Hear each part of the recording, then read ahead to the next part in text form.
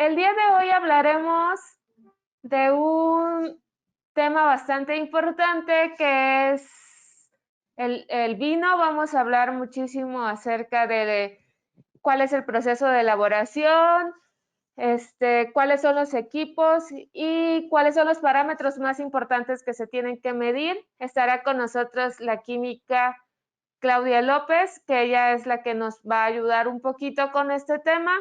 Y también tendremos a un invitado especial que es un experto en todo lo que se refiere a vino. Antes de comenzar, quiero agradecer a las personas que nos están acompañando en este webinar desde México, Perú, Ecuador, y de todos los países que nos estén acompañando.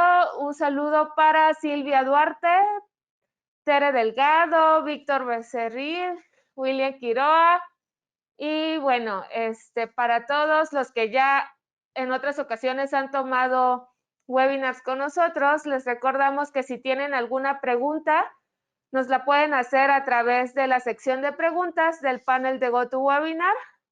Y bueno, al final de la presentación nosotros vamos a tratar de responderlas todas y las preguntas que no se puedan responder se las vamos a hacer llegar por correo. Igual forma, bueno, la dinámica de hoy va a ser como una pequeña entrevista en donde hablaremos un poquito de la historia del vino, los parámetros que se tienen que medir y cómo afecta a la calidad de nuestro producto final. También se hará una pequeña demostración. La química Claudia hará una titulación de acidez, me parece, en una muestra de vino. Y al final de esta presentación tendremos la participación de nuestro invitado, el ingeniero que es experto en vino y que nos va a apoyar con esta información, Luis Fernando Otero Terregrosa. Él nos va a estar apoyando para cualquier duda y nos va a hablar también un poquito, nos va a transmitir los conocimientos que tenga, bueno, que tiene más bien acerca de este tema. Bueno, entonces vamos a iniciar ya para no alargarnos con el tiempo. Vamos a tener a Claudia, que es la que nos va, va a estar iniciando con el tema del día de hoy. Gracias y bienvenidos nuevamente a todos. Ya tenemos una gran cantidad de inscritos para el webinar del día de hoy. Entonces, vamos a iniciar. ¿Cómo comenzó a producirse el vino? ¿Nos podrías hablar también un poquito acerca de la historia del vino? Claro que sí. Cuando el hombre era nómada, es decir, cuando no vivía en un lugar fijo, se desplazaba por varios lugares. Se da cuenta de que al regresar a los lugares donde había estado antes, crecían las mismas plantas y que los mismos animales se encontraban también. Entonces encuentra semillas, encuentra el trigo, la cebada, otros frutos. Esto más o menos ocurrió hace unos 10.000 años antes de Cristo, cuando se acabaron los glaciales y la zona que va desde el Estambul hasta el Cairo fue la primera en descongelarse. Es entonces cuando el hombre se vuelve sedentario y empieza a conservar frutas, semillas y las almacena para las épocas en donde se da cuenta de que no podía cosecharlas. Una de estas frutas fueron las uvas, pero cuando las almacena y luego están bajo el sol, pues empiezan a fermentarse. Y es entonces cuando nace el vino, muy rústicamente, por así decirlo, pero se podría decir que es cuando empezó la producción de vino. Ah, ok, perfecto. Y actualmente, ¿cuál es el proceso de producción del vino? O sea, ¿cuáles son los pasos que se deben de seguir para que nosotros podamos disfrutar de una botella de vino en nuestros hogares? Ok, nosotros tenemos un diagrama que se está presentando a grandes rasgos. Va a depender de la variedad del vino, del tipo de uva y de muchos aspectos más, pero a grandes rasgos nosotros en la producción de vino vamos a tener 3 pasos. que sería la prefermentación, la fermentación y la postfermentación. En la prefermentación se van a llevar a cabo el pesado de la uva, la toma de la muestra y el análisis primario para el control de la calidad. Posteriormente va a pasar nuestra materia prima a un despalillado y macerado, que es donde se separa el pedúnculo o el raspón de la uva, y posteriormente se aplastan las uvas para liberar el mosto azucarado que contienen. Después seguimos con la parte o la fase de la fermentación, que viene siendo la fermentación alcohólica, que se realiza gracias a la acción de las levaduras. Los azúcares naturales del mosto se transforman a alcohol etílico. Posteriormente pasa hacia un filtrado, que consiste en clarificar los mostos después del prensado de las uvas. Y después viene una fermentación maloláctica. El vino obtenido durante los pasos anteriores es sometido a un nuevo proceso de fermentación. A través de este proceso, el ácido málico presente es uno de los 3 ácidos mayoritarios, junto con el tartárico y el cítrico, se convierte a ácido láctico. Este proceso rebaja o reduce el carácter del ácido del vino y lo hace mucho más agradable al gusto para su consumo. Después pasamos a la crianza, que es otro de los puntos de mayor importancia en la elaboración de un vino, ya que es el proceso de envejecimiento. Y después vamos a la fase de la post-fermentación. Ya que tenemos nuestro vino fermentado, el siguiente paso es el trasiego, que no es más que un proceso mediante el cual el vino se cambia varias veces de recipiente, con el fin de ir eliminando los sedimentos sólidos y de airear el vino. Después viene una clarificación, una estabilización y una filtración, que son etapas que limpian el producto final de impurezas, pequeñas partículas, y estabilizan el vino para permitir viajar y conservarse y llegar en buen estado a su destino final. Después tenemos el embotellado, que es una segunda parte del periodo de crianza o envejecimiento del vino. Y posteriormente tendríamos que realizar otros análisis de control de calidad para salir, para que nuestro producto salga para consumo. Ok, veo que es un proceso bastante interesante. Mencionaste que durante el proceso se llevan a cabo análisis de calidad. Supongo que son los parámetros físico-químicos que se tienen que medir en las diferentes etapas del proceso para nosotros asegurarnos que estamos teniendo un producto que cumple con ciertas especificaciones. ¿Podrías decirnos cuáles son estos parámetros físico-químicos más importantes que se tienen que medir? Y bueno, no sé si se midan en cada una de las etapas o al final ya en el producto terminado. Sí, claro que sí. Mira, como veíamos, tenemos 3 fases principales en la producción de vino: la prefermentación, la fermentación y la postfermentación. Durante la prefermentación, al principio del proceso, los parámetros físico-químicos que se recomiendan medir son los sólidos totales solubles, la acidez titulable, la medición de algunos ácidos específicos como el tartárico, como el cítrico, como el acético, el dióxido de azufre y la temperatura. Pasando a la fermentación, los parámetros que recomendamos medir son los azúcares reductores, el pH, la acidez titulable, los ácidos específicos que mencionábamos hace un momento, acidez volátil, nitrógeno y temperatura. En el proceso de post-fermentación, los parámetros que vamos a medir son pH, acidez titulable, los ácidos específicos, dióxido de azufre, acidez volátil, etanol, pruebas de clarificación y de estabilidad la temperatura y el oxígeno disuelto. Y como mencionaba hace un momento, al finalizar todo el proceso de elaboración de vino, se deben realizar parámetros de control de calidad. Básicamente se tiene que medir pH, acidez titulable, los ácidos específicos, el sulfuroso o dióxido de azufre, acidez volátil, azúcares reductores, oxígeno disuelto y dióxido de carbono. Serían como los principales parámetros. Ok, mencionabas que la composición del vino tiene diferentes tipos de ácidos. Un parámetro muy importante que sé que se tiene que medir en el vino es la acidez. ¿Por qué crees que es tan importante este parámetro y por qué se da en términos de ácido tartárico? ¿Nos podrías comentar un poquito acerca de eso? Claro que sí.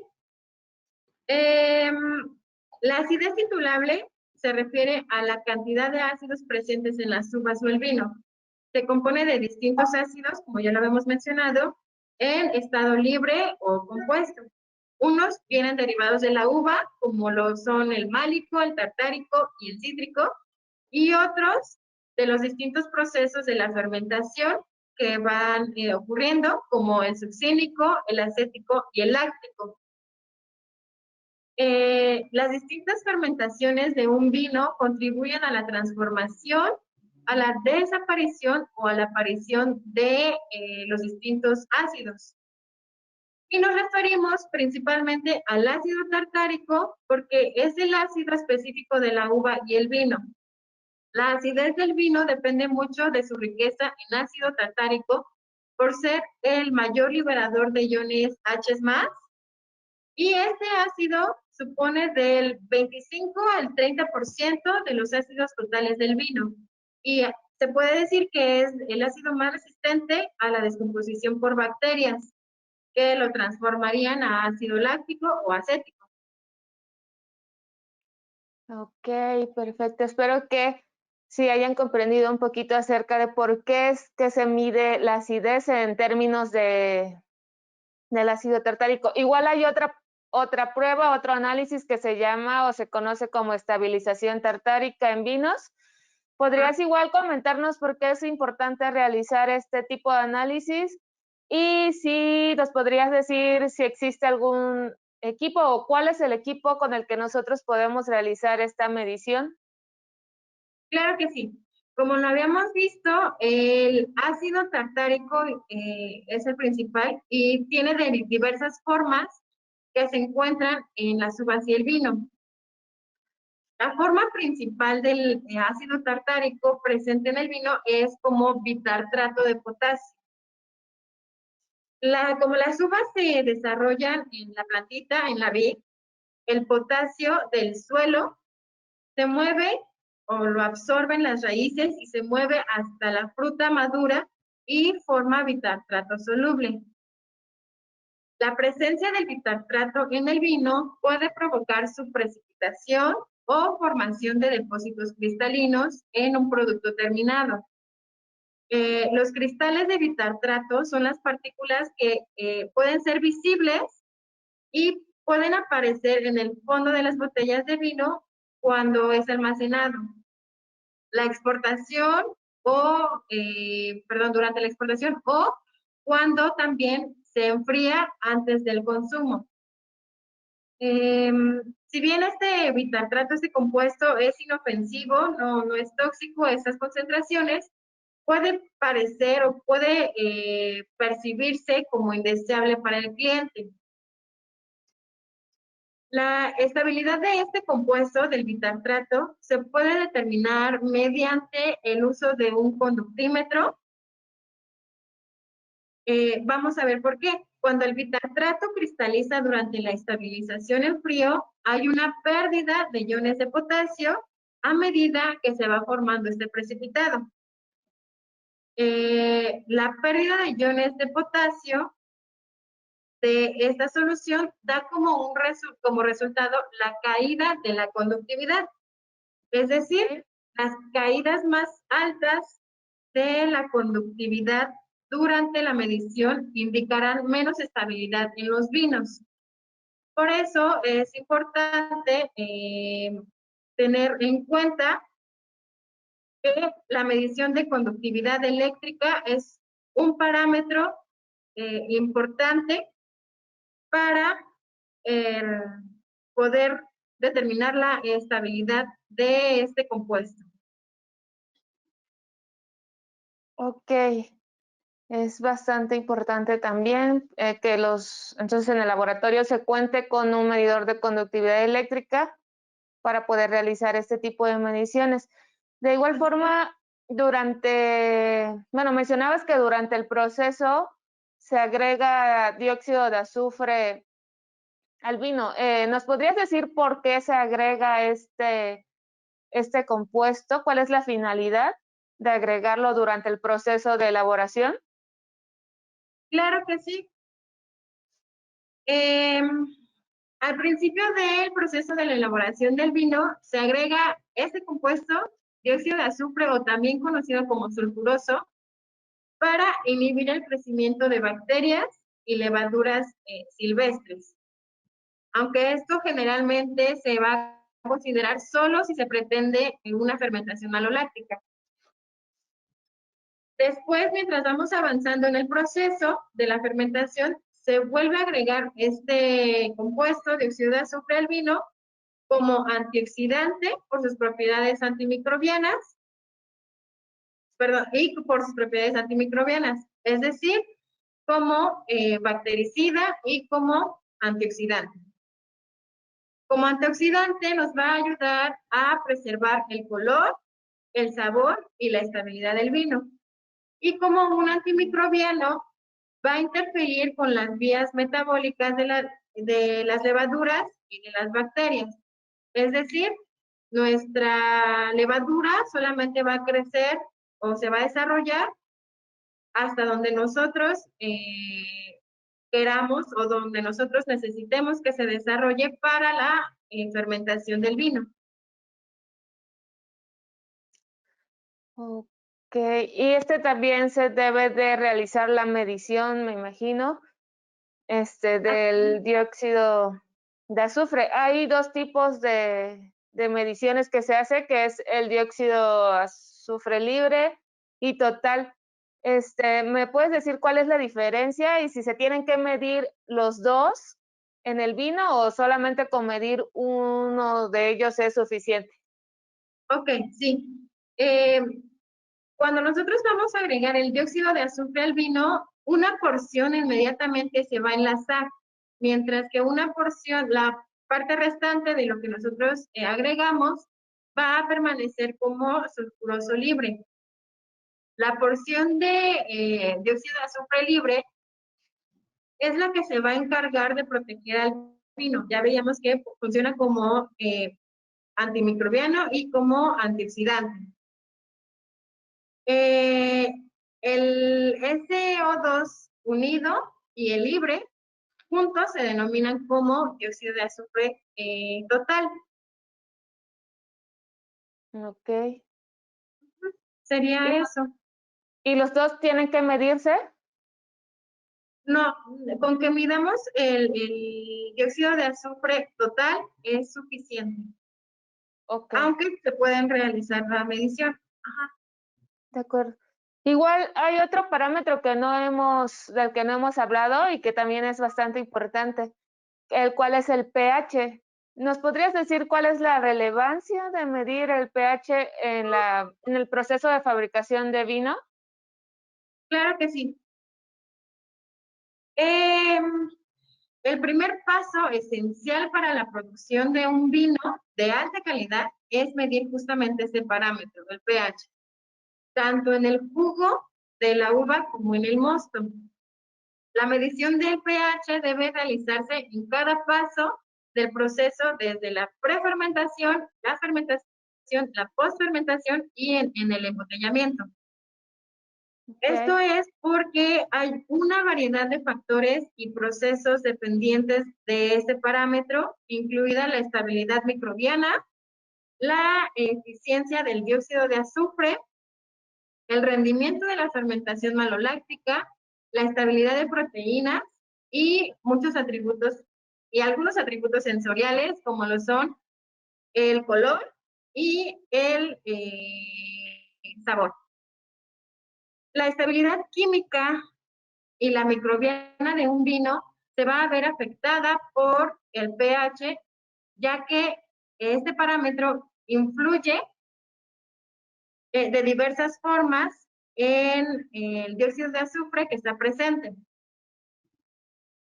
Veíamos que el sulfuroso es responsable de proteger el vino contra la oxidación y la actividad microbiana. Y veíamos que la parte libre del sulfuroso es la que protege el vino. Pero dentro de la parte libre nosotros vamos a encontrar la forma molecular del dióxido de azufre, que es la forma eficaz que va a actuar contra los microorganismos, y esta forma de dióxido de azufre molecular predomina en valores bajos de pH. Por eso es importante tener controlado el parámetro, este parámetro. Okay. Cuando el proceso de vinificación va continuando, va progresando, los niveles de pH pueden ir variando debido a la conversión de ácidos y de la actividad metabólica. Entonces, estas variaciones, estos cambios requieren un seguimiento frecuente de los valores de pH, una determinación, una medición constante de pH y de los niveles de dióxido de azufre en el vino desde el principio hasta el final del proceso. Ok. Solamente nos podrías repetir en qué parte del proceso de la fabricación del vino se tiene que medir el pH. Solamente esa. Sí, claro que sí. La mayoría de los vinos tienen un valor, por ejemplo, de entre 3 y 4. Los vinos blancos van a tender a valores de pH entre 3 y 3.3, mientras que los valores de pH 3.5 a 3, de 3.3 a 3.5. Entonces, los principales puntos o los principales puntos donde se va a realizar esta medición es desde el principio, cuando tenemos la uva, durante las fermentaciones, ya sea la alcohólica y la fermentación maloláctica, que veíamos que es donde se transforma el ácido málico a ácido láctico. Es un paso muy, muy importante. También va a ser importante realizar la medición de pH en la maduración, es decir, el envejecimiento, y al final en el embotellado y en las pruebas de calidad. Ok. Entonces, mencionabas que algunos tipos de vinos tienen diferentes pHs. ¿Podrías decirnos otra vez cómo cambia o cuál es la diferencia entre el pH entre los diferentes tipos de vinos? Sí, te mencionaba que los vinos blancos tienden a valores de 3 a 3.3, es decir, son un poquito más ácidos que los vinos tintos, que tienden a valores entre 3.3 y 3.5. Tienen, sí, los vinos tintos tienen un valor poquitito, casi insignificante, el valor de pH más alto. Y esto es debido a que la uva tienen un mayor tiempo de contacto, el jugo de la uva con los ollejos o la cascarilla de la uva. Esto hace que sea un poquito menos ácido. Es eso. Ok. Y bueno, ahorita que estás hablando sobre las uvas también, estos tienen un contenido de azúcar. ¿También se tiene que determinar este parámetro en las uvas o no es necesario? Y bueno, en caso de que sí se tenga que determinar, ¿qué nos indica? O sea, al momento de medir el contenido de azúcar en las uvas, ¿qué es lo que nos puede representar? Ok, sí. Sí, las uvas sí tienen un contenido de azúcar, de hecho todas las frutas tienen un contenido de azúcar y siempre va a ser importante junto con el pH, la acidez y otros parámetros que también ya hemos mencionado. El contenido de azúcar es uno de los elementos, uno de los parámetros esenciales que se deben medir. Dependiendo del estilo, de la cantidad del azúcar presente, vamos a determinar cuál es la uva que se va a poder cosechar. Esto al principio de nuestro proceso de elaboración de vino. Es decir, vamos a ver qué tan maduras estén nuestras uvas o si les hace falta un poquito más de tiempo para poderlas cosechar. Las muestras de uva o racimos son estrictamente seleccionadas del viñedo y deben ser cuidadosamente trituradas y clarificadas en el jugo. El azúcar o el contenido de sólidos solubles totales lo vamos a referir al contenido de azúcar, que es normalmente como se mide en alimentos, dependiendo, no importa del alimento, el contenido de azúcar normalmente lo vamos a referir a sólidos solubles totales y se puede analizar con un refractómetro. Esto va a ser para determinar el tipo de maduración o qué tan maduro más bien está nuestro fruto. La cantidad de azúcar en las uvas va del 90 al 94%. Las unidades típicas para realizar estas determinaciones son en grados Brix, en donde 1 gramo de sacarosa va a estar en 100 gramos de solución. Es decir, 1 grado Brix significa que hay 1 gramo de sacarosa en 100 gramos de nuestra muestra. Okay. Entonces, con un refractómetro se puede realizar esta determinación para poder saber en qué momento cosechar la uva, es lo que estoy entendiendo. ¿Por qué es Exactamente. tan importante medir el contenido de azúcar? Y bueno, ya que estamos hablando de muchos parámetros, no hemos mencionado sobre la temperatura. ¿Este también es importante medirlo? Sí, veíamos en nuestro diagramita que mostramos al principio que la temperatura es uno de los parámetros que se mide constantemente en el proceso. Por ejemplo, la fermentación, durante la fermentación la temperatura es medida por múltiples razones. Desde el punto de vista microbiológico, el metabolismo de las levaduras se vuelve lento a temperaturas frías. Y si hay temperaturas muy altas, podemos provocar que este microorganismo muera. Entonces, debemos tener una temperatura óptima para promover el desarrollo y que la levadura esté a gusto, que la tengamos contenta para que pueda crear o pueda realizar la fermentación de los azúcares a etanol. Desde el punto de vista sensorial,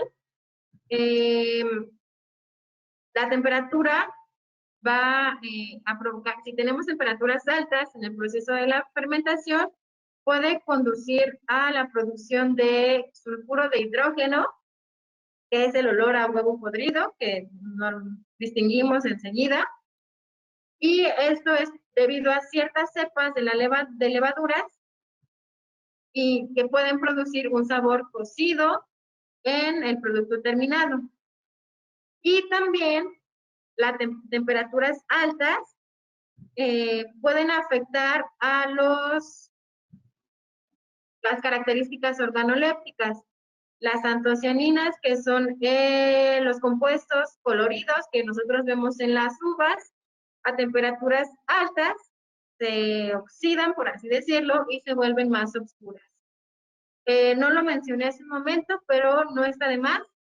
Igualmente, el pH es un parámetro importante para el color del vino. Lo vamos a ver en una práctica que vamos a realizar. A pHs ácidos, pHs bajos, vamos a tener predominando un color rojizo. A pHs más alcalinos, este color rojizo se va a oscurecer y podemos llegar a tener un color café, morado, azul, por justamente la oxidación, por así decirlo, de las antocianinas, que como les mencionaba son el compuesto principal que da color a las uvas, a las bayas. Ok. Bueno, ya hablamos de muchos parámetros que se miden en todo este proceso, los cuales son bastante importantes. Pero ¿podrías decirnos si hay alguna norma que regule todos estos parámetros? Bueno, aquí hablando de México, supongo que existe como alguna regulación. Hay algunas personas que nos acompañan de otros países como Perú, como Guatemala, Ecuador, pero bueno, me gustaría que nos platicaras de la norma, o ya sea oficial o una norma mexicana. ¿Tú sabes cuál es esa norma? Claro que sí. En México como tal no tenemos una norma específica para vino. La que tenemos es una norma oficial mexicana, la 199, que nos va a dar especificaciones físico-químicas, información comercial y los métodos de prueba que se deben seguir para diferentes tipos de bebidas alcohólicas, entre ellos las del vino. Como primera información, en esta norma tenemos una tablita que nos va a indicar el contenido de azúcares presentes en el vino y con esto los va a clasificar en vinos secos, semisecos, semidulces y dulces. Hablamos de azúcares como contenido total, medidos por grados Brix, pero no hablamos de azúcares reductores.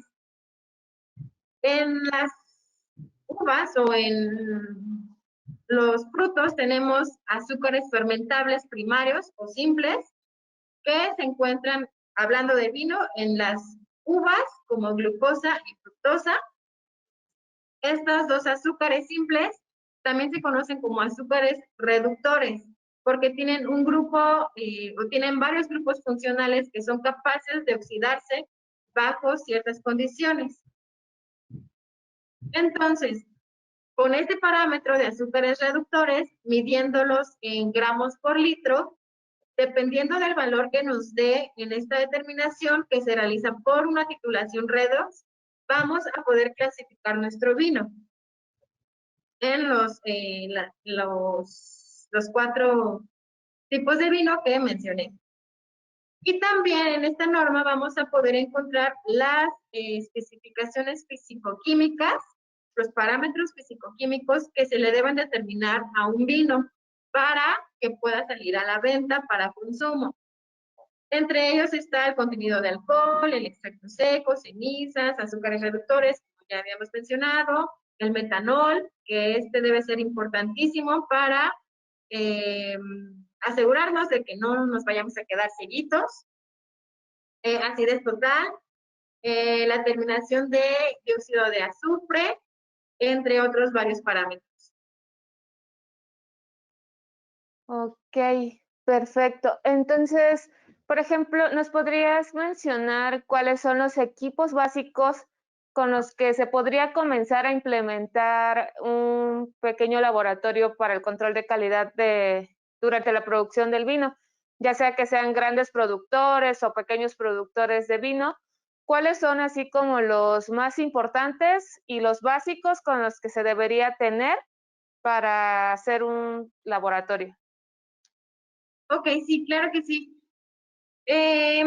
Como ya vimos, son bastantes parámetros los que se miden durante la elaboración de un vino.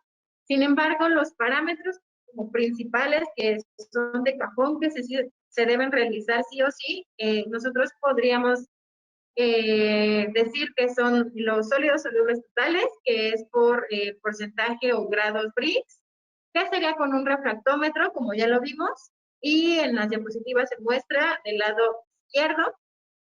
En el caso de HANA, nosotros tenemos refractómetros digitales.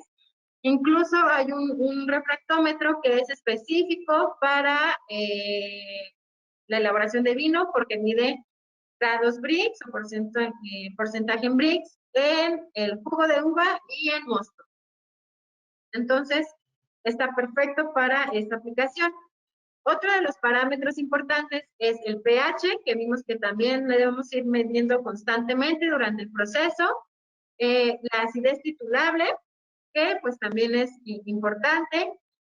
Vimos las razones por las cuales es importante. Y el dióxido de azufre. Tanto el pH como la acidez titulable, como el sulfuroso, como azúcares reductores, como el contenido de nitrógeno, lo podemos realizar con un titulador automático, que es la imagen que se muestra del lado derecho en la diapositiva. Entonces, un solo equipo lo vamos a poder utilizar para muchísimos parámetros. Sí sería recomendable que tengamos un equipo como estos para empezar con análisis básicos en nuestro proceso o nuestra elaboración de vino. Ok, y del pH, por ejemplo, ¿el electrodo puede ser cualquier tipo de electrodo o hay un electrodo especial para la parte de vinos? En realidad pudiera ser cualquier tipo de electrodo, sin embargo, vimos que el pH se mide en diferentes puntos del proceso de la elaboración del vino. Uno de ellos es cuando tenemos al mosto. En el mosto nosotros vamos a encontrar cascarillas, pulpa, precipitados, semillas, todo eso. Entonces, todos esos sólidos que vamos a tener en el mosto van a tapar nuestra unión de referencia en un electrodo. Esta unión de referencia es una parte clave para que nuestros electrodos de pH puedan funcionar y nos den lecturas exactas. Entonces, pensando en eso, nosotros en HANA elaboraron o fabricaron un electrodo con un sistema de protección de obstrucciones que nos va a cubrir, nos va a proteger esa unión para que nosotros podamos realizar las mediciones de pH en cualquier etapa del proceso de la elaboración del vino. Ok, bueno, entonces para que nos dé tiempo de hacer la demostración que nos habías mencionado y también para que pueda participar nuestro invitado, nos gustaría ya que por último nos mencionaras un poquito acerca de la demostración que vas a hacer. Claro que sí. ¿Qué es lo que realmente vas a estar haciendo ahorita? Ok, ahorita vamos a hacer en vivo la demostración de acidez titulable con el titulador potenciométrico. Es una titulación automática que vamos a realizar con un titulante que va a ser hidróxido de sodio, 0.1 normal. Vamos a tomar un volumen de una muestra cualquiera de vino. Vamos a llevarla a un volumen más alto con agua destilada y vamos a colocar nuestro vasito con nuestra muestra bajo nuestros sensores, tanto de pH como de temperatura. Recordemos que el pH, la conductividad y muchos otros parámetros son dependientes de la temperatura. Entonces, debe estar presente una sonda de temperatura en nuestro proceso, nuestra determinación. Y entonces vamos a colocar nuestro vaso con nuestra muestra y lo único que vamos a hacer es apretar un botón para que empiece la titulación y en un par de minutos tener el resultado de acidez titulable en gramos por litro. Ok, perfecto. Entonces, pues si gustas, podemos pasar ya a la parte demostrativa. Si tienen alguna pregunta, nos pueden escribir en la sección de preguntas del panel de GoToWebinar y al final vamos a estarlas respondiendo. Recuerden, igual que si hay alguna que no se alcanza a contestar, se las vamos a enviar por correo electrónico. Bueno, pasamos a la parte demostrativa y después vamos a continuar con nuestro invitado, el cual también conoce muchísimo, muchísimo de vino. Bueno, pasamos con Claudia para que nos haga esta pequeña demostración.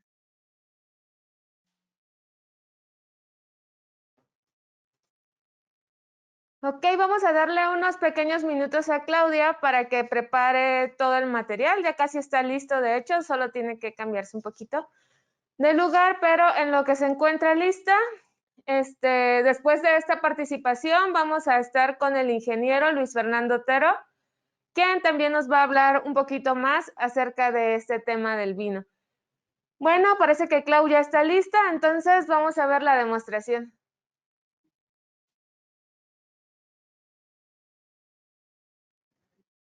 Ok, entonces vamos a empezar con la parte práctica.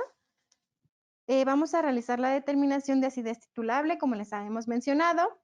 En nuestro titulador automático es potenciométrico.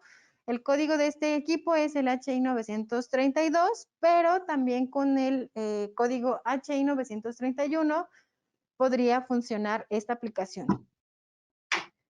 Entonces, tenemos nuestro equipo. De este lado tenemos el titulante, que es hidróxido de sodio, punto 1 normal. Ya está cargada la bureta con nuestro titulante.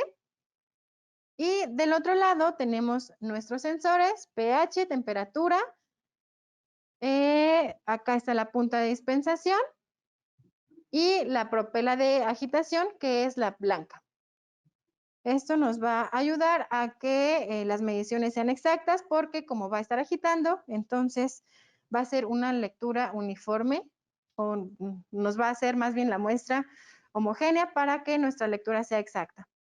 Ok, les mencionábamos hace rato que se puede realizar la determinación de pH con cualquier electrodo. Sin embargo, nosotros aconsejamos que se utilice el electrodo específico para esta aplicación.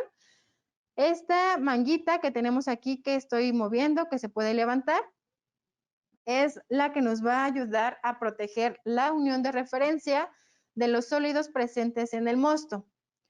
Entonces, cuando nosotros vayamos a realizar lecturas de pH o de acidez titulable que necesitemos el electrodo de pH, es recomendable utilizar este electrodo y cuando nosotros hacemos calibración o medición, siempre se debe tener presente que el bulbo, que es la parte verde del electrodo, y la unión, que es la que está cubriendo nuestra manguita, van a estar sumergidas en la muestra. Llámese vino, llámese agua, llámese como sea, siempre debe estar sumergido en nuestra muestra.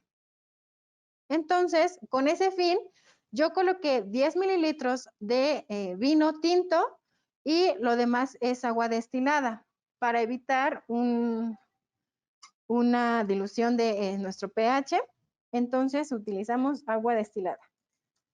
Y listo. Ok, eso es con respecto a nuestros sensores. Con respecto al método que vamos a utilizar, programé el método de acidez titulable en vino en concentración en unidades de gramos por litro.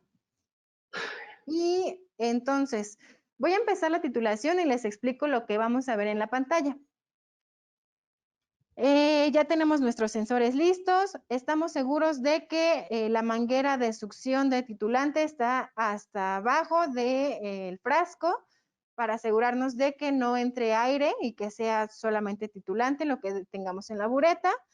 Tenemos nuestros sensores perfectos y voy a colocar ahora sí los sensores, la punta de dispensación y la propela. Antes de empezar, voy a colocar, voy a presionar mi agitación, voy a probar mi agitación para ver que nuestra propela no choque con nada. Ahí está. Entonces, la tenemos perfecta y podemos empezar con nuestro procedimiento. Voy a parar mi agitación y ahora sí, lo único que resta es presionar empezar para que el equipo empiece a realizar la titulación. Importante, aquí se alcanza a ver, el color del vino es rojo en este momento. Al finalizar vamos a analizar un poquito este color, ¿vale? Ok, ahora sí, voy a presionar empezar. Y en cuanto le doy a empezar, el titulador comienza a agitar. Y yo, para optimizar un poquito de nuestro tiempo, porque pues es importante, todavía nos falta la participación de nuestro experto en vinos, programé el método para una predispensación, un volumen de predispensación para que nuestra titulación sea un poquito más rápida. Entonces, con este fin, ya se ha titulado un cierto volumen de titulante y en la pantalla lo vamos a poder ver. Tenemos, como veíamos, el método, que la concentración en gramos por litro hasta este momento nos está diciendo que la titulación está en proceso. Las revoluciones por minuto de la agitación. Estamos utilizando la bomba 1 para este procedimiento. Nuestra bureta es de 25 mililitros. El volumen que llevamos dosificado son 5.37 mililitros. La temperatura es de 23.7 grados Celsius. Y nuestro pH actual es de casi 8. Nos dice que está inestable. Entonces, es importante mencionar que el equipo no va a dosificar titulante mientras la lectura que registra aquí no sea estable. Me ganó. Les quería mostrar, la titulación ya terminó, titulación completa. Yo programé el método a un pH fijo de 8.2. Ya llegamos a ese pH, por eso es que se terminó la titulación. Si vieron, fue súper rápida en lo que yo les estaba platicando de lo que vemos en el equipo. Nuestro equipo ya terminó este procedimiento. Sí, entonces, me ganó, les quería mostrar la gráfica, pero se las muestro en resultados. Presiono la tecla, revisar informe, último informe de análisis, la selecciono y nos va a dar el nombre del método, la fecha y la hora, que está un poquito modificada. Hay que revisar, cambiar bien la hora. Si nosotros le pusimos nombre al informe. Posteriormente tenemos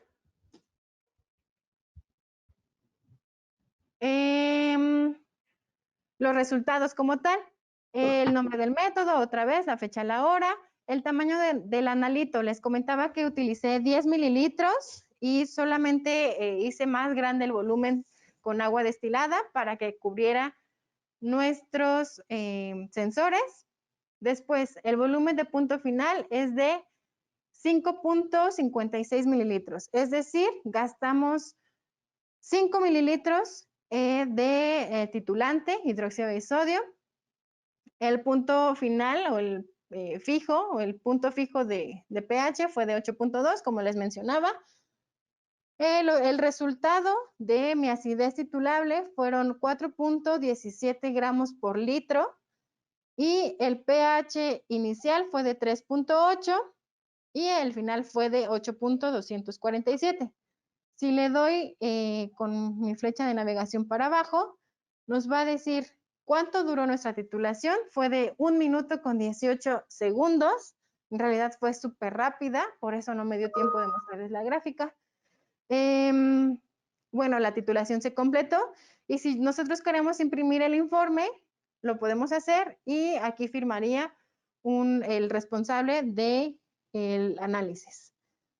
En la parte de abajo nosotros tenemos la opción de ver gráfico y nos muestra, este volumen fue el de predispensación que les comentaba, fue para optimizar el tiempo, lo podemos reducir sin ningún problema, Y esta fue de la titulación. Esta gráfica la podemos ver durante el análisis, durante el proceso, mientras el equipo está dosificando y sin ningún problema podemos ir viendo cómo va nuestra gráfica, donde vamos a poder ver que se grafica el pH en el eje de las Y's y el volumen de titulante gastado en el eje de las X. Entonces, pues, si vemos, es un reporte completo de nuestro procedimiento. Con respecto al color de la muestra, les recordamos que les mencioné, al principio lo vimos, la muestra era color rojo. Ahorita el color es azul, casi negro. Esto es debido justamente al pH. Como les mencionaba hace rato, las antocianinas son, tienen diferentes tonalidades. A pHs ácidos, los colores que van a presentar son rojos, esmeraldas, así intensos, bonitos. Y conforme vamos subiendo nuestro pH, como es en este caso, tenemos un pH de 8.2 en la alcalinidad total, nuestro color es muy oscuro, normalmente son morados, azules, en este caso casi ya muy negro, por así se ve más o menos negro. Entonces, esto es debido a las antocianinas, que son los colores que dan esas tonalidades a las bayas. Por cierto, estos compuestos también son antioxidantes. Y bueno, eso sería con respecto a la práctica. Y pues listo, vamos a continuar con lo que sigue, Marta. Listo, de acuerdo. Muchas gracias, Clau. Entonces, ahorita después de la parte un poquito teórica y práctica con la que tú nos apoyaste, ya vamos a tener la participación de nuestro invitado. Es el ingeniero Luis Fernando Otero. Él es, estudió ingeniería mecánica en la UNAM y también estudió licenciatura en administración de empresas en el ITAM. Y en la parte de su formación en vino, bueno, es presidente de la Academia Mexicana del Vino, de la Academia de Mezcal y de Maguey, presidente de la CAV Club del Vino y además también es fundador de la Unión Mexicana de Cata y Sommelier. Ha recibido, la verdad, una gran enseñanza en el extranjero, en países como Bélgica, Francia, Estados Unidos y España. Es experto y perito internacional en el tema del vino. Es juez y miembro en los concursos mundiales de vino y además estableció un récord Guinness en Zacatecas por la cata más grande de vino del mundo de mezcal, con más de 200 personas reunidas, perdón, 2,000 personas reunidas. ¿Qué más podemos decir del ingeniero? Que la verdad sabe muchísimo en cuanto a este tema. Es autor de algunos libros, se desempeña como catedrático universitario y conferencista internacional y también ha sido instructor en vinos para grandes empresas de México como la Comercial Mexicana, City Market, Santo Tomás, Walmart, Palacio de Hierro, Montechanic, entre muchísimos otros. Entonces, como pueden ver, la verdad tiene muchísima experiencia y el día de hoy nos va a estar compartiendo un poquito de su conocimiento. Entonces, damos la bienvenida al ingeniero Luis Fernando para que nos hable un poco acerca del tema de vino. Muchas gracias. Muchas gracias. Es un placer enorme estar con ustedes. Ok, y que nos puede compartir su pantalla para, no sé si ya la está compartiendo. A ver. Para que lo podamos, ya, parece que ya está. Ah, sí, ya estamos bien. Pues muy interesante todo lo que nos han externado. La ingeniera López, Claudia, muy brillante todo ello. Sin embargo, pudimos darnos cuenta que el vino es muy complejo. Bien dicen que después de los vasos sanguíneos y la leche materna, el vino tinto es la bebida biológica más rica que existe. Y sí, vemos que puede tener una gran cantidad de atributos para cada uno de nosotros. Es un gusto estar con ustedes, el compartir estos momentos de algo que es tan extenso y que efectivamente, teniendo que el cuarto creciente, que cuando se establece el hombre, empieza a ver la floración de vides y obtención de uvas y que se hacía el vino, pues de alguna manera accidental. ¿Por qué? Porque no hubo un inventor, no hubo un distribuidor. Sin embargo, son de las cosas que se dan por el proceso normal y rutinario que puede tener la elaboración de un producto. Y así se dio. Y es hasta ahora que llegamos a esta época tan moderna, tan actual y que tenemos tantos tituladores para tantas cosas tan específicas, que aquí en lo que estamos viendo, ¿cuál es la importancia de la titulación de la acidez y del dióxido de azufre?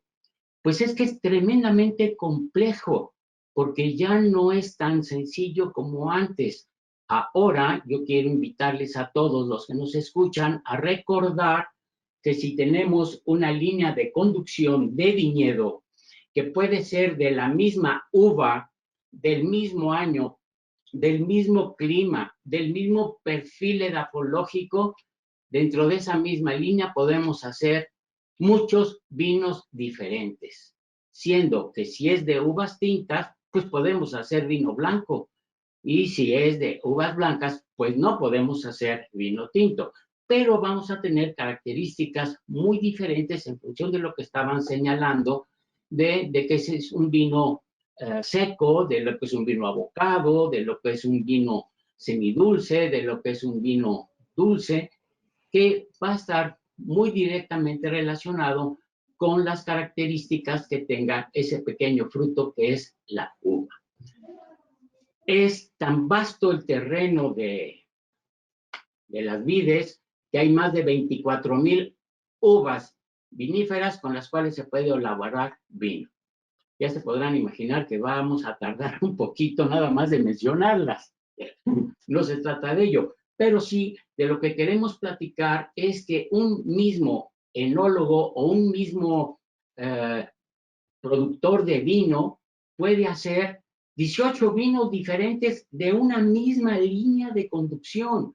¿Por qué? Porque va a tener diferentes características, va a tener diferentes parámetros y entre ellos los más importantes, pues claro, está el azúcar, que el azúcar al fermentarse, por las diferentes razones que ya nos hizo el favor de explicarnos la ingeniera López, vamos a tener los grados de alcohol por su fermentación que van a ser los interesantes para obtener un buen vino.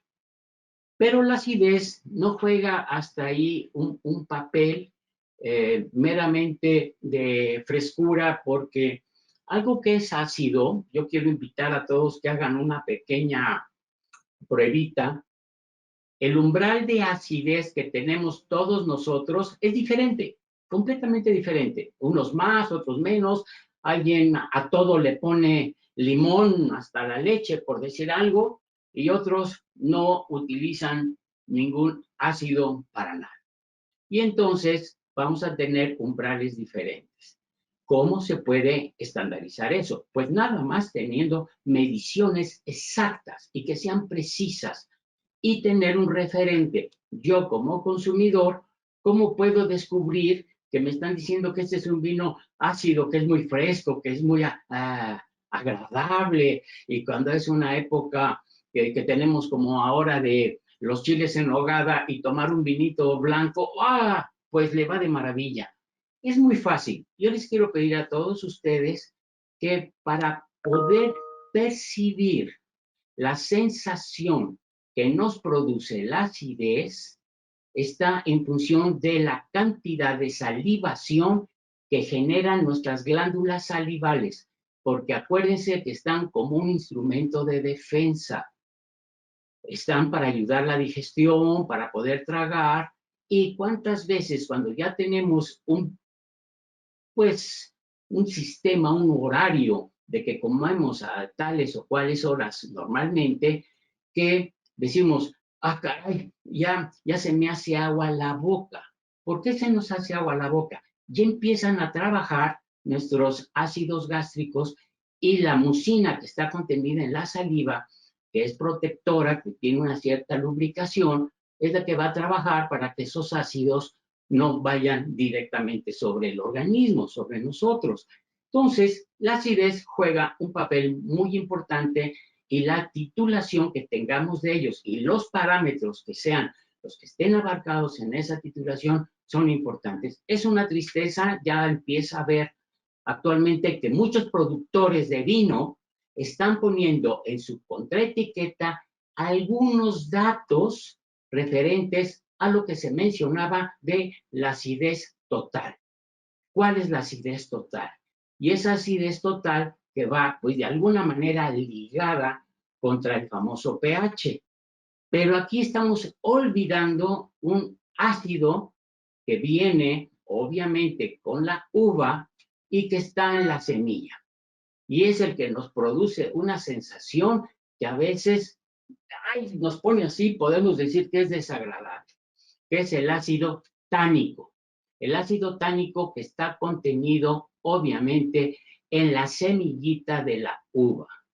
No pudiéramos hacer vinos de calidad con uvas sin semilla.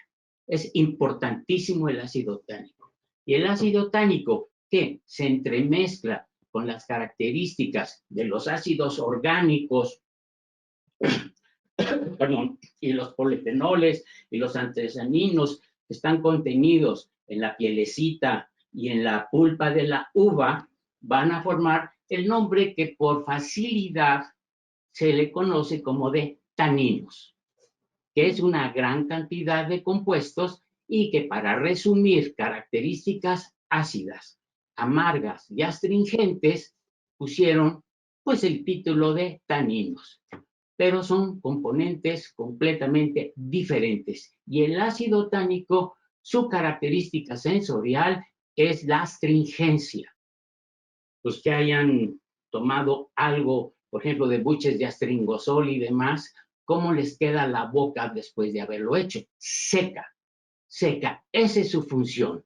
Entonces, ese equilibrio que hay entre la acidez que produce salivación y el ácido tánico que produce astringencia es lo que nos va dando ese equilibrio y esas características que se vuelven tan agradables y tan disfrutables al tomar un vino. Pero un vino sabe sabroso cuando se comparte con las personas.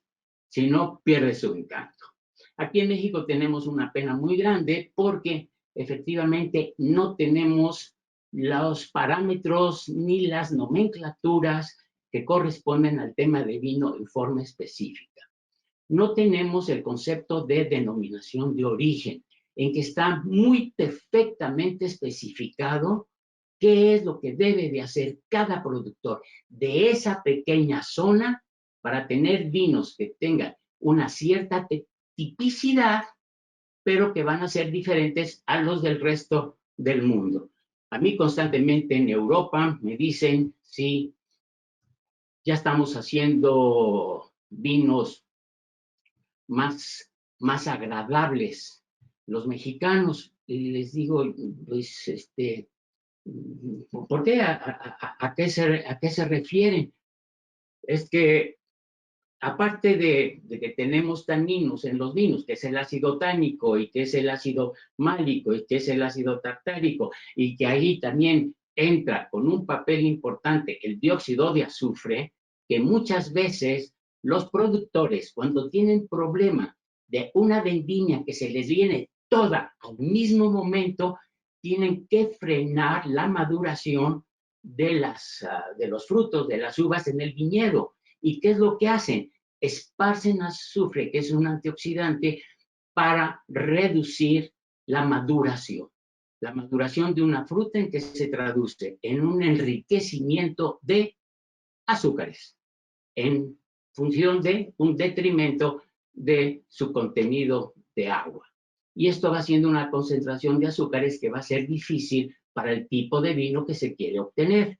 Por ello, le ponen al viñedo algún espolvoreado de azufre, y en el proceso que nos comentaba muy bien la ingeniera López, vemos que ya las uvas, cuando después de que fueron seleccionadas, vendimiadas, trituradas y demás, van a pasar a maceración o van a pasar a la fermentación.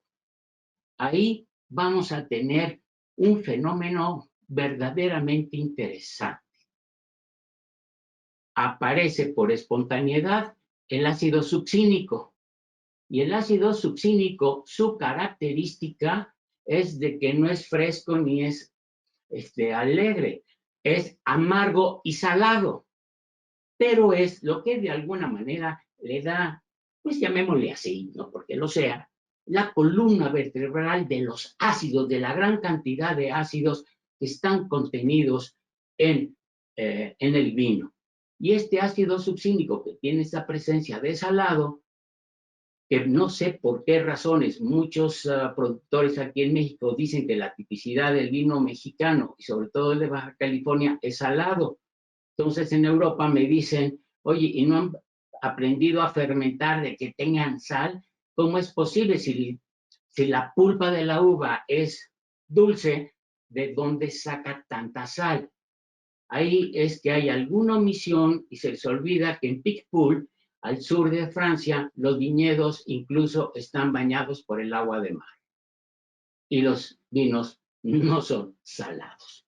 Pero se han confundido muchos de los diferentes constituyentes y componentes porque no hacen pruebas de laboratorio. Nosotros estamos haciendo pruebas de laboratorio, vale la pena la mención, y ha sido con equipo de Hanna, y ha sido un equipo que ha sido estupendo para valorar todas las características que debe de contener tanto la uva para vendimiar, tanto el mosto obtenido para vinificar, como el producto ya vinificado y que va a pasar a un proceso de maduración que va a formar sus cadenas poliméricas, que va a ser más agradable el vino, a ir integrando todas sus diferentes moléculas en una sola. ¿Por qué? Porque para estudiar el tema de un vino, un catador, lo que tiene que estudiar, pues es medicina, fisiología humana. ¿Cómo es que trabaja el organismo con la percepción aquí, tanto en nariz como en boca, y cómo lo registramos? Ese proceso es muy importante. Debemos de entender que son cosas muy diferentes.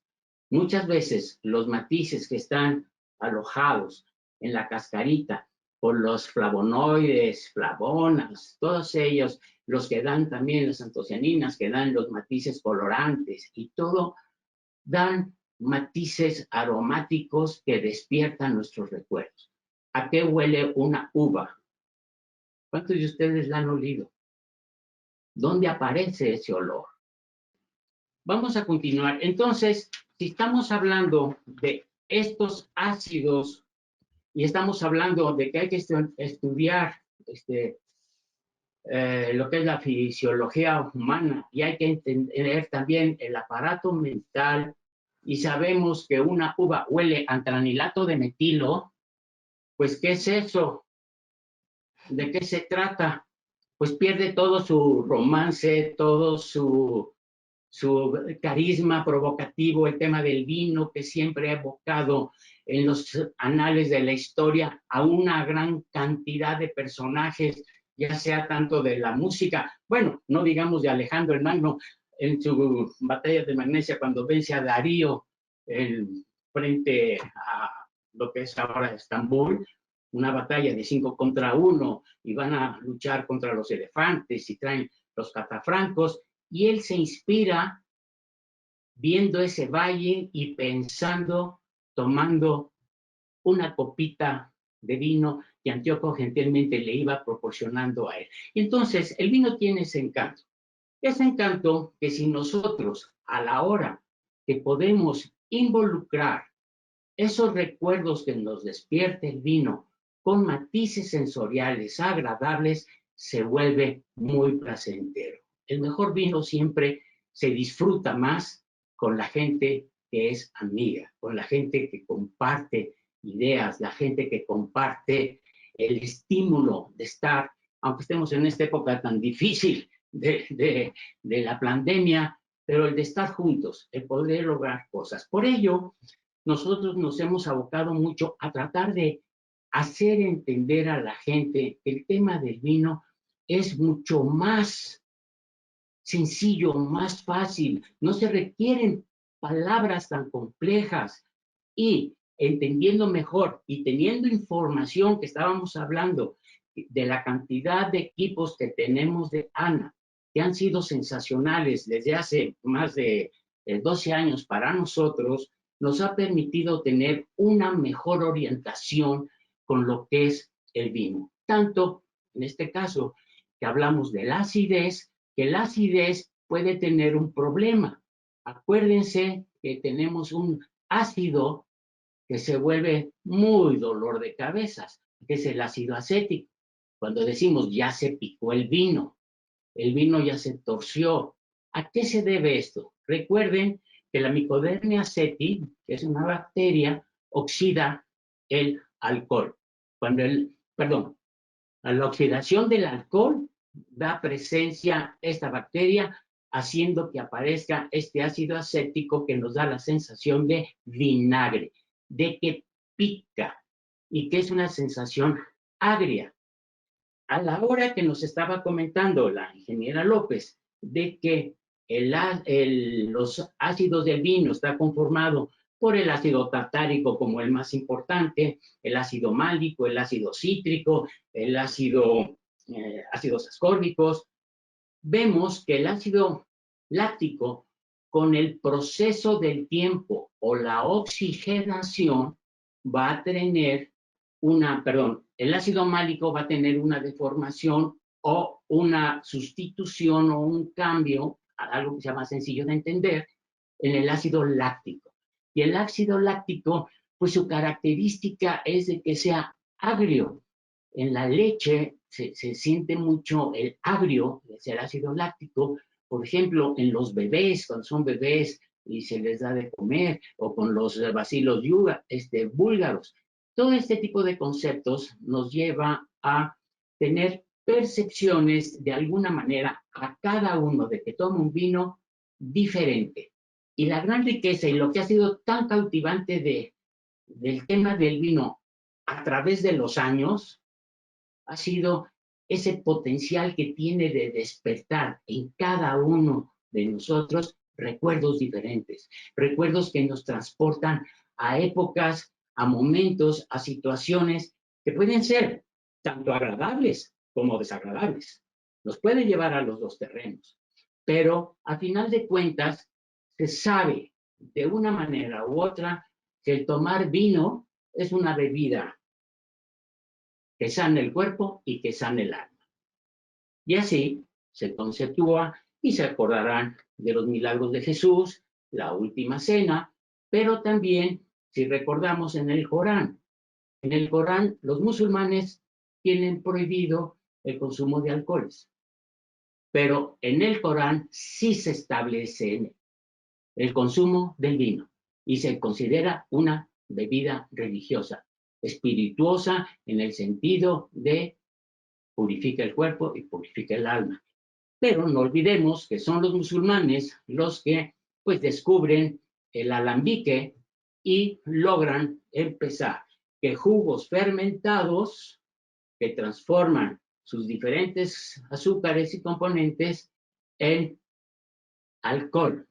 Y ese alcohol, por procesos de destilación, pues es lo que tenemos y que conocemos todos nosotros como los destilados.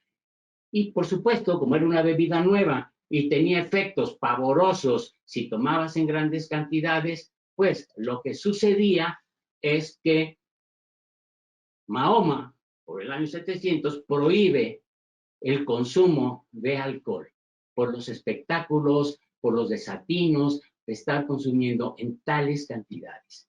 Pero el alcohol y el vino, y con todas sus características químicas, y que se pueden analizar con todos los múltiples equipos y tituladores que cuenta Ana, para poder saber qué es lo que contiene, qué brinda, cuáles son las características de diferentes propiedades, cuáles son los beneficios. Todos los productores aquí en México deberían de tener equipos para analizar lo que compran, lo que logran y lo que obtienen. Y lo que son las tiendas o las cadenas comerciales de importancia, también antes de estar comprando deberían de tener equipos o las personas o los laboratorios que puedan hacer análisis de lo que van a comprar. Y no se nos olvide una cosa que es muy importante. No todos los años las cosechas son iguales. Tenemos cambios que son verdaderamente dramáticos actualmente. ¿Por qué? Tenemos el cambio climático. Y tenemos zonas que anteriormente eran muy propicias para vinos con una riqueza de acidez porque no llegaban a una maduración tan adecuada como en climas más templados, más cálidos, pero tenían el frío necesario para obtener uvas blancas y hacer vinos ácidos, burbujeantes, chispeantes y todo ello, y disfrutar. Alemania, un caso, pues, ni mandado a hacer. Alemania no tenía fama de hacer vinos tintos de calidad. Se dedicaba principalmente, estoy hablando todavía hasta finales del siglo pasado, en vinos blancos. Y el cambio climático ha propiciado que ahora terrenos en la Panonia, terrenos que eran meramente de uvas blancas, ahora ya hay uvas tintas y están logrando vinos tintos de una calidad también excepcional. ¿Qué está pasando con el cambio climático? Nos está alterando los constituyentes tanto de la uva como de la obtención que podemos tener de cada uno de los elementos moleculares que cada uva propician para determinado tipo de vinos. Entonces, en los que antes había, ahora tal vez ya no vaya a haber. En los que no había, ahora tal vez va a haber. Va a haber cambios.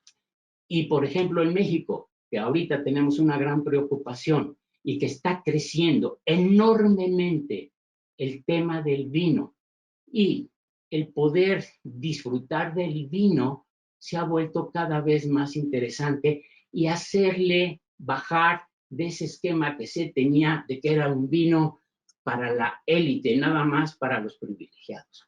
El vino es para todos. Y una de las cosas que es muy importante también saber y medir con los tituladores de Hanna, es precisamente el oxígeno disuelto. Hemos hecho pruebas en la Academia Mexicana del Vino de una botella que se abrió en una cata muy grande de 4,000 ejemplares diferentes en el 2014, y esa misma botella que se sirvió 6 copas, se tapó con su propio tapón de corcho y se guardó en bodega, obviamente con temperatura estable. Estable me refiero a temperatura de 13 grados. Y esas mismas botellas las estamos abriendo ahorita. Estamos volviendo a probar esa misma botella de hace 7 años. Y nos hemos encontrado con una serie de sorpresas impresionantes. Y nos damos cuenta que no es tanto ni el terreno, ni el tipo de uva, ni el clima. Es el productor. El productor es el que logra la calidad en el vino, es el que se preocupa de que tengan sus constituyentes, todos sus componentes moleculares, formando los polímeros que son adecuados para poder tener un vino siempre placentero, que nos lleva al éxtasis de disfrutar y no sentir algo que ¡ay!, está muy astringente, o está muy ácido, o está muy amargo, sino que se sienta más amable. Pasa una cosa muy interesante. En la lengua tenemos los botones gustativos, que son células individuales.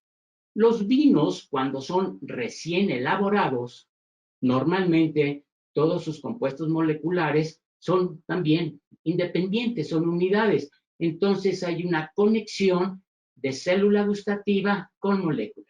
Y por ello, a veces los vinos jóvenes se sienten un poquito más intensos. ¿Qué pasa con el tiempo, con lo que se llama crianza, maduración, consolidación? Muchos tipos de palabras que se utilizan para decir que el vino va formando sus cadenas poliméricas. Todos los elementos que están sueltos se van uniendo. Entonces, nosotros seguimos teniendo nuestro botón gustativo, pero en lugar de ir contra una molécula, vamos contra un grupo de moléculas.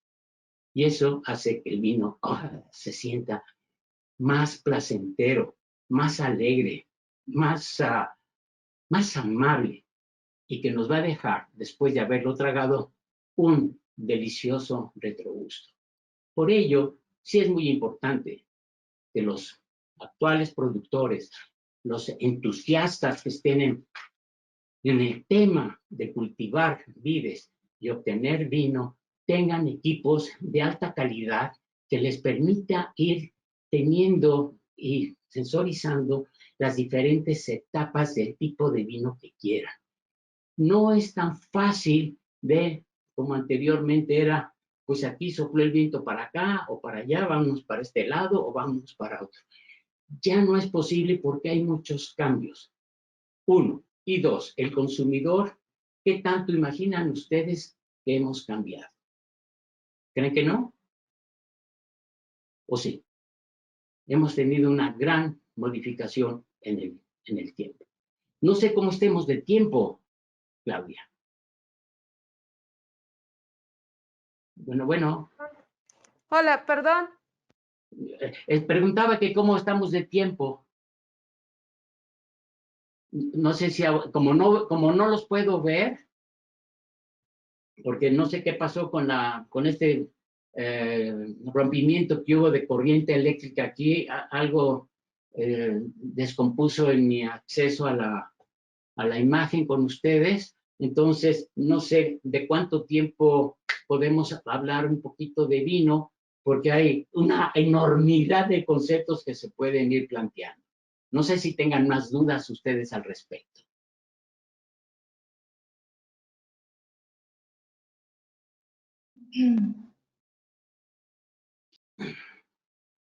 No Me entrar. parece. Perdón, ahora sí. Ahí estás. Ya me estoy escuchando. Sí, todavía tenemos bastante, bueno, no bastante, sino algunos minutos más, no tenemos como un límite, y todavía hay varias personas que están aquí conectadas. De hecho, hay una pregunta, no sé si usted nos puede ayudar a responderla de una vez. Claro, por eso era, como no veo, era preguntarles cómo estoy de tiempo para poder atender preguntas con mucho gusto. Claro que sí. Solamente nos preguntó Gerardo Sánchez, ¿qué relación tiene la acidez con la longevidad de un vino para su guarda? No sé si hay alguna relación, si usted nos puede ayudar a responder esta pregunta. Sí, claro que sí, pero aquí tenemos que aclarar a qué acidez se refiere, porque hay muchos contenidos de ácidos. Sí Claro. tenemos el ácido tánico, que por sí es un antioxidante, vamos a tener obviamente más longevidad. Si tenemos una acidez tánica baja, a lo mejor no vaya a ser tan prolongada. También tenemos otro antioxidante que se utiliza mucho en el vino y que a veces cuando no se dosifica adecuadamente va a producir esos olores que no son muy agradables de huevo podrido, que es el dióxido de azufre. Cuando no es debidamente controlado y suministrado, se puede correr riesgo, sí, de que el vino vaya a durar más tiempo, pero va a oler todo el tiempo muy mal. Son de las cosas que hay que ponderar. No podemos tener generalidades en el concepto del vino. Siempre tenemos muchos cambios, pero lo más importante es atreverse a probar. Y aquellas personas que les gusta el vino y no se atreven a comprar una botella porque dicen, no, ¿yo para qué compro una botella de vino si el único que toma vino aquí en casa soy yo? No se va a echar a perder, y así que dijéramos que es muy barata la botella, pues no, hay que sacarle el mayor provecho posible. Todos lo pueden hacer. Por supuesto, hay que aprender a descorchar perfectamente bien el corcho, el tapón, para no atravesar al otro lado de la parte interior de la botella y tengamos por ahí una perforación que permita que tanto entre como salga intercambio de gases, sino al contrario, que esté por la parte de abajo perfectamente como la sacamos al principio, y nos servimos nuestra copita. Como nada más digo que me voy a tomar una, me tomo una y le pongo el mismo tapón. Ok, pero como estoy comiendo, la dejo aquí todavía en posición vertical, pues resulta que el vino me gustó mucho y se me antojó otra copita. Ah, bueno, pues entonces puedo a tomar mi copa que tenía abierta, me vuelvo a escanciar un poquito de vino y pongo mi botella a un lado y le pongo su cápsula. Yo les recomiendo que cuando vayan a descorchar las botellas, normalmente todo el mundo la hace en esta parte de aquí abajo del gollete. Yo les sugiero que la hagan en la parte de arriba. Según algunos sommeliers, es porque es para que no se meta las partículas que anteriormente, como eran de plomo, eran cancerígenas. Lo que sucede es que no es así. Si yo pongo el vino para acá, la gota en donde va a estar, aquí, en la boca, y se va a ir hacia abajo, hacia la copa. Si yo hago así, va a saltar en el gollete. Y hasta que la pongo vertical, posiblemente la atrapo aquí, pero aquí me queda como un salto y va a gotear. Si yo quito la cápsula en la parte superior, ¿qué va a suceder? Al momento de voltear la botella nuevamente a posición vertical y la gotita se baja, ¿en donde la atrapa? El propio gollete la atrapa aquí. Entonces, eso nos permite que podamos utilizar la cápsula cuando estamos comiendo, lo ponemos en el vino y la botella se ve bonita y se ve elegante. Entonces, resulta que ya me serví mi segunda copa. Voy entonces ahora sí a ponerle el taponcito de corcho. O si yo pienso que me voy a tomar ese vino en la semana, con la misma cápsula lo pueden dejar y guardar en posición vertical. Yo les sugiero en la puerta del refrigerador para conservarlo a 7, 8 grados y evitar también el desarrollo microbiano que pudiera darse. Se va a mantener fresco y podemos nuevamente la siguiente vez quitar la cápsula y nos podemos servir. Ahí se vuelve importantísimo nuevamente la titulación del oxígeno disuelto para ver si podemos hacer lo mismo durante 10 veces o 3. Todos esos parámetros los tenemos ya estudiados y es la recomendación que le damos a la gente que pues tiene ese gusto por el vino y a veces le da el temor de no comprar una botella porque dice, a lo mejor me tomo una copita, se me queda y se me va a echar a perder el vino. Tenemos muchas sorpresas, no todos los vinos se comportan igual. Cada botella, ahorita estamos hablando más de 4,5 millones de etiquetas diferentes y cada día la botella de vino va cambiando igual que nosotros. Es una bebida viva que está en evolución constante, como nosotros lo estamos. Nacemos, somos jóvenes, somos maduros y empezamos a tener un detrimento hasta que de alguna manera fallecemos. El vino nunca entra en estado de descomposición. Pero sí, vamos a tener los aromas que ya no son agradables, ni los matices sensoriales que son apetecibles. Esto creo que es muy importante para que se atrevan a comprar vino. El vino, hemos hecho los estudios, hay vinos que tienen diferente destino. Hay botellas que, ¿cómo se pueden imaginar ustedes que una botella de vino pueda tener un costo de 35,000 euros? ¿Qué quiere decir? Que cada sorbito que yo tomo voy a sentir que hablo con Dios, que hablo con la Virgen María, o a dónde me lleva.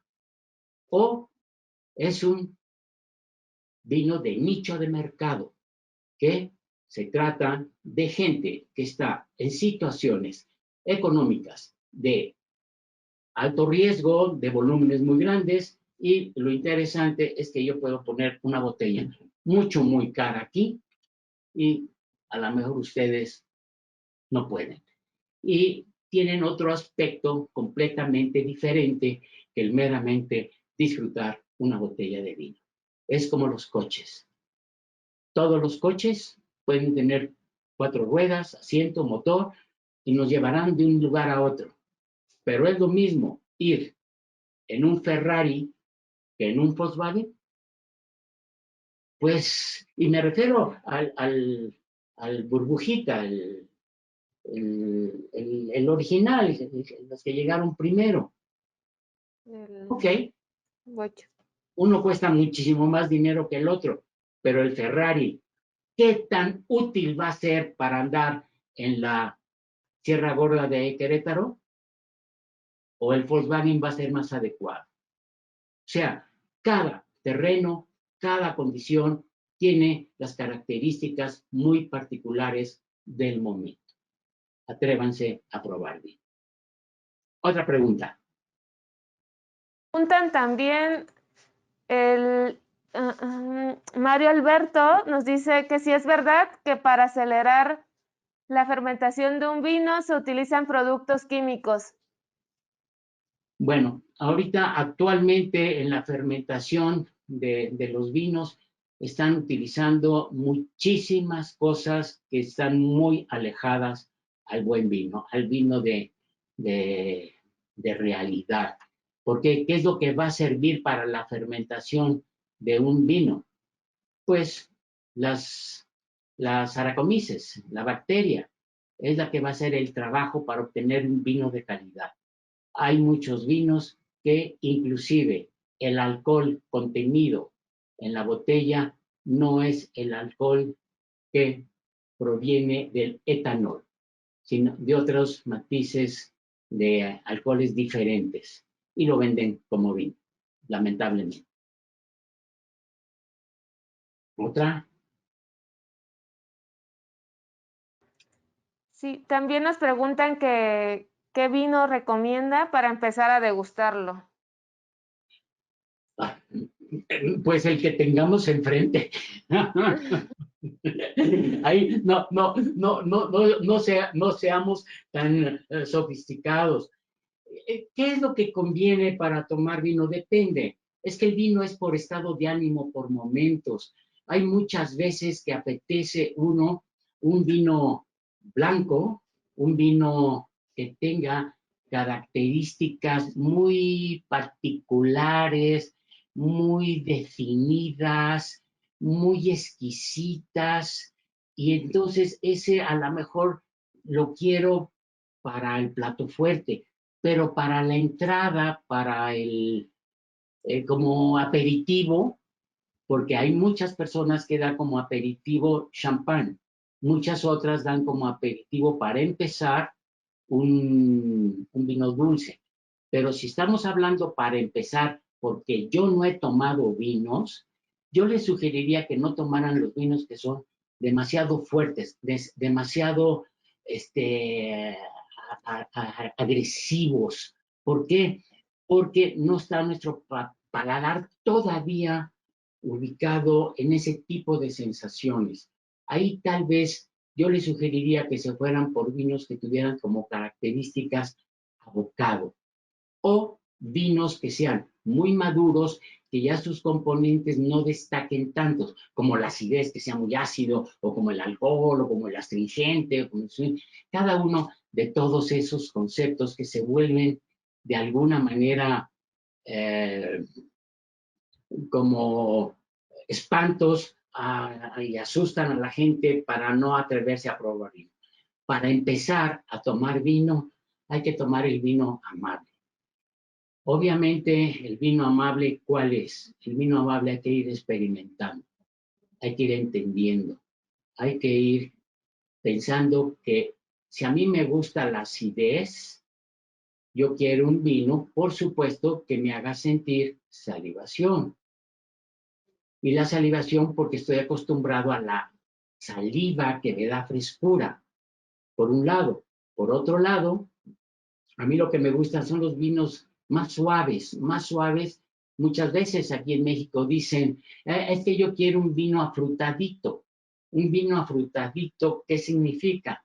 Normalmente, y traduciendo, es un vino dulce, porque pues, todos los vinos tendrían que ser afrutados porque vienen de fruta.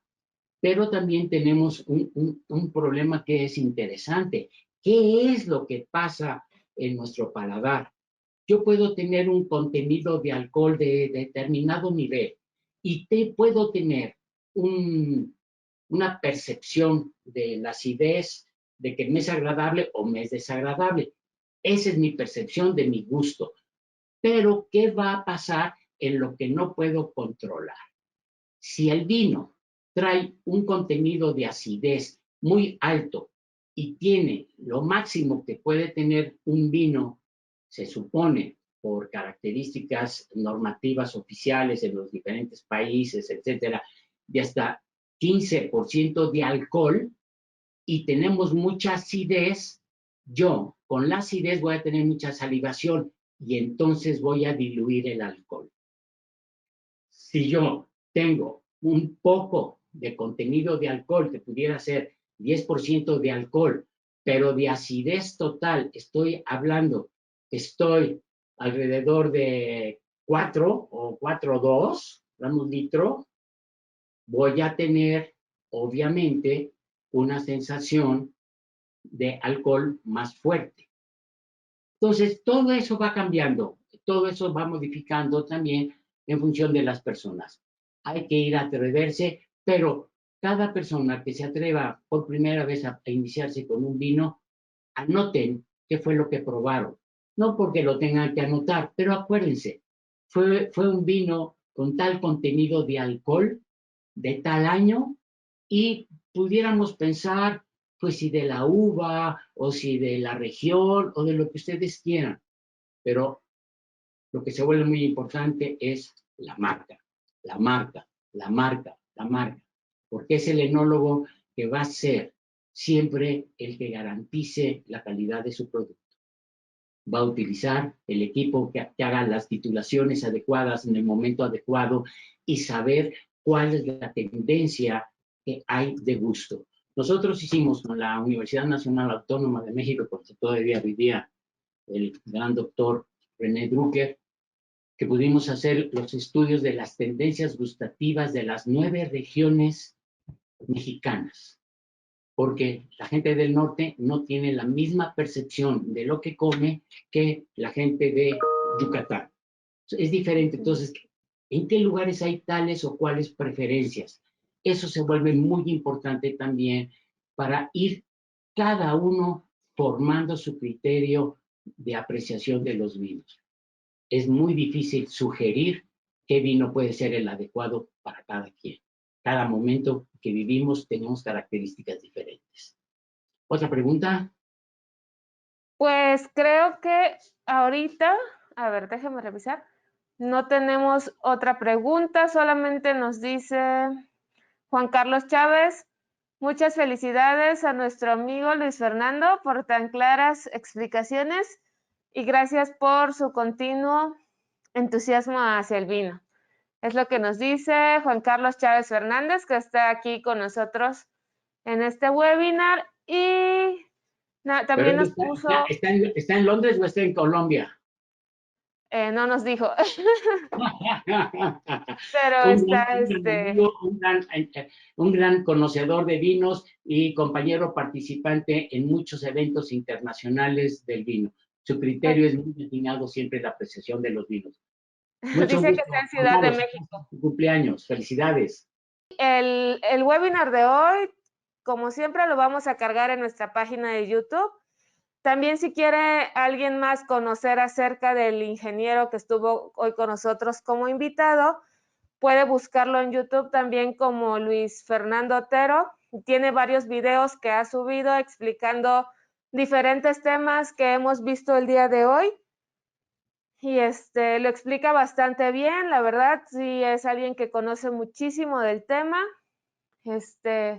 Entonces, si alguno de ustedes quiere conocer más, puede buscarlo también en YouTube.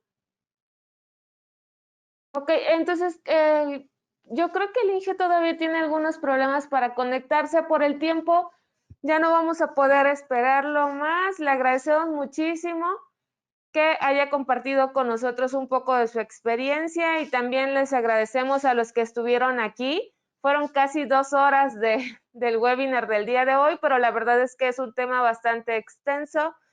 Quizás más adelante podamos volver a hablar acerca de esto y a tenerlo aquí como invitado nuevamente. Entonces, muchas gracias a todos. Si tienen alguna otra pregunta, nos pueden escribir a nuestro correo de HANA Instruments. El de mi compañera, la química Claudia, es soporte2@hanains.com.mx. Y el mío, yo soy Marta López, es soporte1@hanains.com.mx. Cualquier duda que tengan acerca de los equipos, acerca de cualquier parámetro, la duda que ustedes tengan, pueden escribirnos. Si también requieren alguna cotización, nos pueden escribir y nosotros con mucho gusto se los haremos llegar. Todos los comentarios y preguntas que no se terminaron de responder, también vamos a revisarlas para hacérselas llegar a su correo electrónico. Y bueno, nada, muchas gracias a la química Claudia y al ingeniero Luis Fernando Otero por haber estado acompañándonos el día de hoy y los esperamos en nuestro siguiente webinar.